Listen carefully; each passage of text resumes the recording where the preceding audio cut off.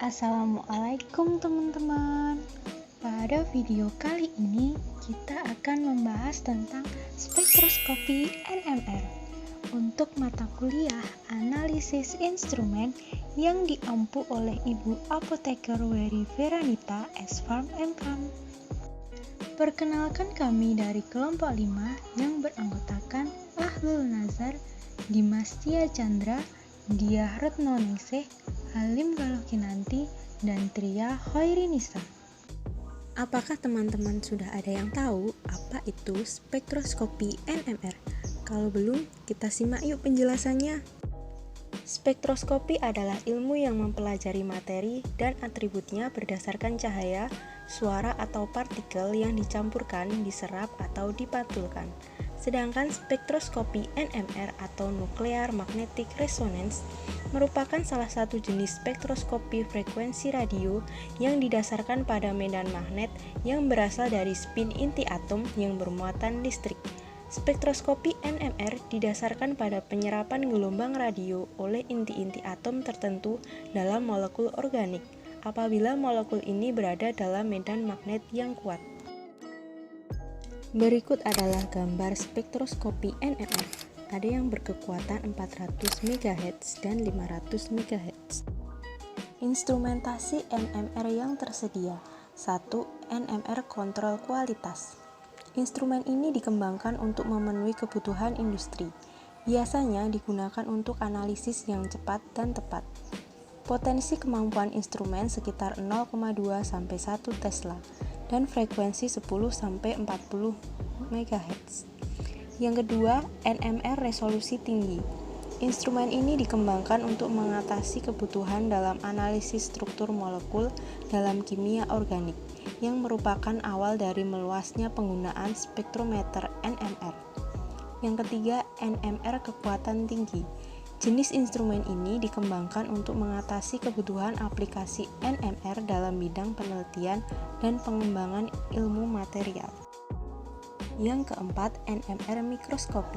Instrumen tipe ini dikembangkan untuk memenuhi kebutuhan pengukuran dengan resolusi skala mikro.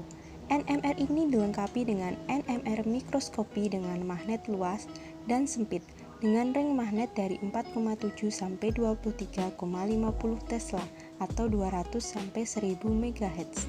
Yang kelima, NMR in vivo. NMR in vivo adalah sistem NMR yang digunakan untuk penelitian biomedis dan klinis. Resonansi magnetik telah banyak digunakan di bidang kesehatan atau obat-obatan. Alat ini juga cocok untuk peningkatan resonansi magnetik tomografi. Prinsip dasar spektroskopi NMR. Banyak inti atau inti yang jumlah proton atau neutronnya ganjil dapat dianggap sebagai magnet kecil. Inti seperti proton 1 atom H dan inti karbon 13 atom C. Bila sampel yang mengandung 1 atom H atau 13 atom C, bahkan semua senyawa organik ditempatkan di dalam medan magnet, akan timbul interaksi antara medan magnet luar tadi dengan magnet kecil atau inti. Karena adanya interaksi ini, magnet kecil akan terbagi atas dua tingkat energi. Tingkat yang sedikit agak lebih stabil atau positif, dan keadaan yang kurang stabil atau negatif yang energinya berbeda. Selanjutnya, suatu inti atom dengan jumlah proton ganjil mempunyai muatan dan spin, sehingga mempunyai momen magnetik. Dalam sekumpulan atom, orientasi spinnya dalam ruang berada dalam keadaan acak. Namun demikian, jika diletakkan dalam medan magnet, momen magnet tersebut akan terorientasi.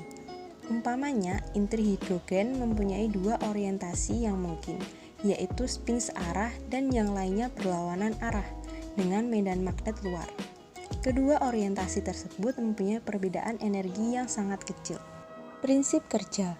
Metode spektroskopi didasarkan pada penyerapan energi oleh partikel yang sedang berputar di dalam medan magnet yang kuat.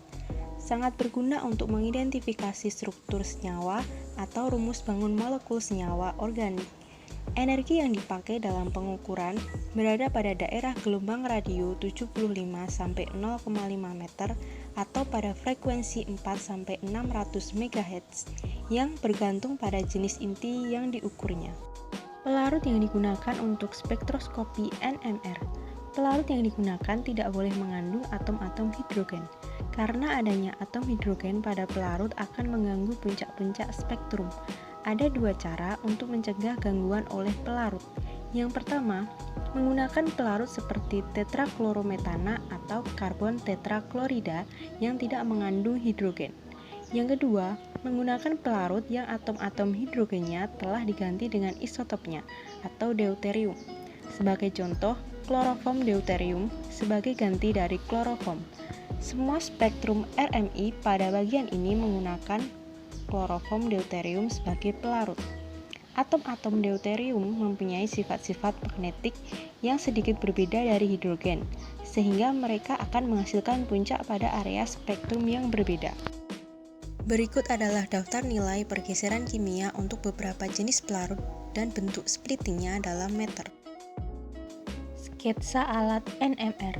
Sampel tube adalah objek yang ingin diketahui struktur dan interaksi dari suatu objek, di mana objek tersebut dikelilingi oleh medan magnet dari luar yang diberi suatu besaran tertentu.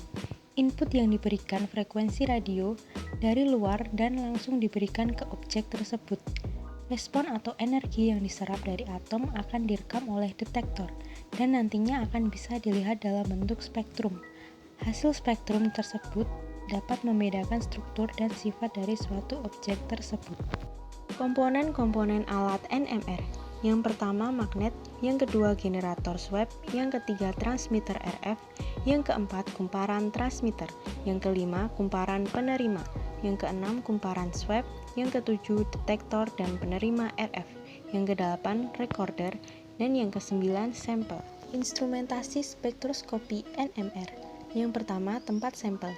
Tempat sampel berupa tabung gelas yang berbentuk silindris diletakkan di antara dua kutub magnet.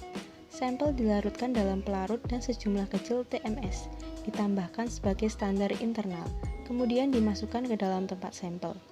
Sampel kemudian diputar sekitar sumbunya untuk mengusahakan agar semua bagian dari larutan terkena medan magnet yang sama. Yang kedua, celah magnet. Magnet terdiri dari dua bagian. Magnet pokok mempunyai kekuatan sekitar 14.100 Gauss dan ia ditutup oleh potongan-potongan kecil kutub elektromagnet. Pada celah magnet terdapat kumparan yang dihubungkan dengan osilator frekuensi radio atau RF 60 MHz. Yang ketiga, osilator frekuensi radio. Osilator frekuensi radio akan memberikan tenaga elektromagnetik sebesar 60 MHz melalui kumparan yang dihubungkan pada celah sampel. Kumparan selanjutnya memberikan tenaga elektromagnetik yang digunakan untuk mengubah orientasi perputaran proton. Yang keempat, detektor radio. Frekuensi kumparan detektor berada tegak lurus dengan kumparan osilator RF. Bila ada tenaga yang diserap, kumparan detektor tidak menangkap tenaga yang diberikan oleh kumparan osilator RF. Bila sampel menyerap tenaga, maka putaran ini akan menghasilkan sinyal frekuensi radio pada bidang kumparan detektor, dan alat memberikan respon ke pencatatan sebagai sinyal resonansi atau puncak. Yang kelima, pencatat. Pencatat berfungsi untuk menangkap sinyal dari detektor yang mengubahnya sebagai sinyal resonansi atau puncak. Sebelum sinyal sampai ke pencatat, biasanya dilewatkan terlebih dahulu ke audio amplifier untuk mengadakan sinyal, sehingga menjadi lebih nampak. Yang keenam, magnet akurasi. Kualitas suatu alat NMR tergantung pada kekuatan magnetnya. Resolusi akan bertambah dengan kenaikan kekuatan medannya. Bila medan magnetnya homogen elektromagnet dan kumparan superkonduktor atau solenoid. Aplikasi atau penerapan NMR. Yang pertama, menentukan jumlah proton yang dimiliki lingkungan kimia yang sama pada suatu senyawa organik. Yang kedua, mengetahui informasi mengenai struktur suatu senyawa organik. Yang ketiga, sebagai alat sidik jari.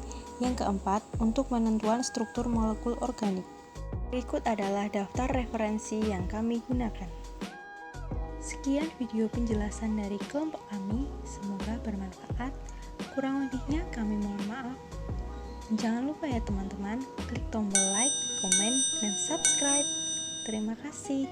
Wassalamualaikum warahmatullahi wabarakatuh.